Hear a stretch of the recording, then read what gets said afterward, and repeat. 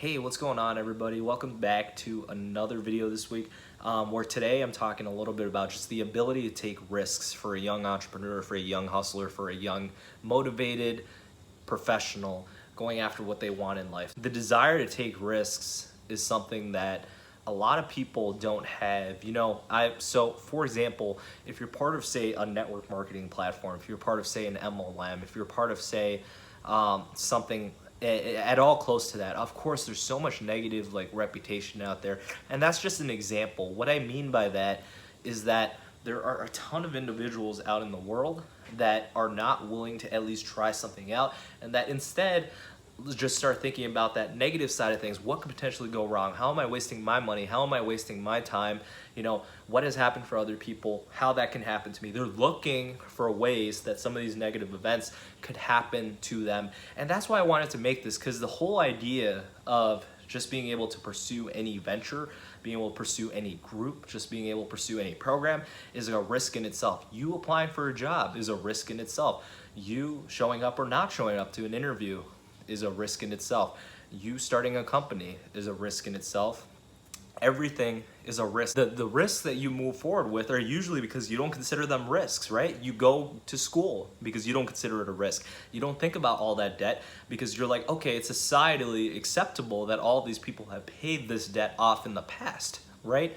So that's a big thing. That's what I wanted to get across with this video, is that a lot of people are so willing to turn away from starting a venture, starting their passion project, or even just to join say a network marketing group, or to join any sort of mentorship group. The reason being because they're just so willing to just look at the negative out there, to look at what could go wrong instead of to look at what can go right. So we want to pay attention to that right side of things. We want to pay attention to the good side of what could potentially happen, because guess what?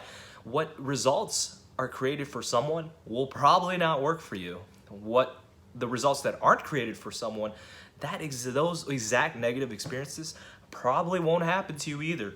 What matters is being able to go through a program, or to go through school, to go through that interview process, to go through starting up a venture, and to be able to figure out for yourself whether these benefits and drawbacks will be applicable to your life. Because the only person that'll know if something will work is you, because you yourself have tried it and you know that you put your 100% into it. That's how school is, that's how the job market is, that's how the world is. And if you're so willing to turn things away because of all the negative things that you see about something online, or just looking at any opportunity and just seeing the negative and therefore not pursuing it because of that, then we definitely want to start looking at the positive. We want to start looking at what could potentially go right, and we want to put your best foot forward to trying out whatever that opportunity is, assuming it's ethical and moral. Again, that's what this is all about. That's what the game is all about. That's what it should be about.